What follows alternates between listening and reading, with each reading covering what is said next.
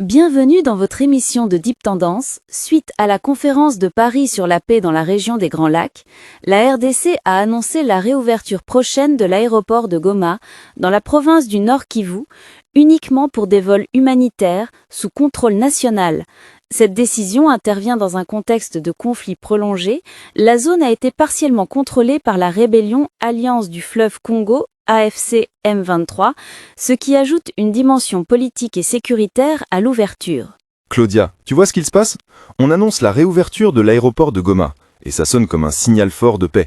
Mais en même temps, vol humanitaire uniquement, autorisation des autorités congolaises, etc., cela peut aussi être perçu comme un jeu d'images plus que de fond. Je comprends ton scepticisme, Georges, mais je pense que c'est aussi une opportunité réelle pour les habitants déplacés, pour la réintégration de la région dans l'économie. Le fait que le gouvernement insiste sur coordination nationale montre qu'il cherche à limiter les interférences extérieures. Oui, mais il y a un hic. Le Rwanda Ministry of Foreign Affairs s'oppose à la démarche, tant que l'AFC M23 n'est pas partie prenante. Pour eux, rouvrir l'aéroport sans consultation complète, c'est inopportun. Alors, est-ce vraiment durable? Effectivement. Le défi principal, c'est la sécurité, la légalité et la souveraineté. Si l'aéroport reprend mais que les combats, les contrôles non transparents ou les accès sont flous, ça risque d'aggraver les tensions plutôt que d'apaiser. Les décisions clés à retenir. L'aéroport rouvrira uniquement pour des vols humanitaires, en journée, sous autorisation congolaise. La coordination sera assurée par les institutions nationales avec un suivi rapproché du ministre des Transports et du portail humanitaire. Les partenaires internationaux, France, Médiation Qatari, ont été mobilisés pour donner l'impulsion à ce dossier. Le rôle de l'AFC M23 n'est pas clarifié dans le plan de rouverture, leur opposition est ouverte. Le terme humanitaire peut limiter l'activité opérationnelle de l'aéroport, pas de vols commerciaux réguliers pour l'instant.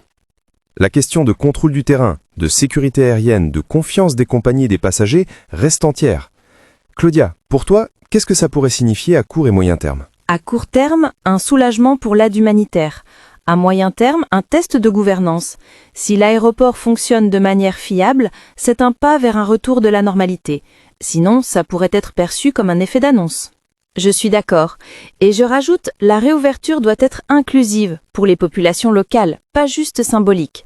Le respect de la souveraineté congolaise, mais aussi la transparence vis-à-vis des populations sera décisif. Et vous, qu'en pensez-vous? Est-ce un réel tournant pour l'Est de la RDC ou juste un geste diplomatique? Laissez votre commentaire, likez, partagez cet épisode et abonnez-vous à Deep Tendance pour ne rien manquer de l'actualité réelle.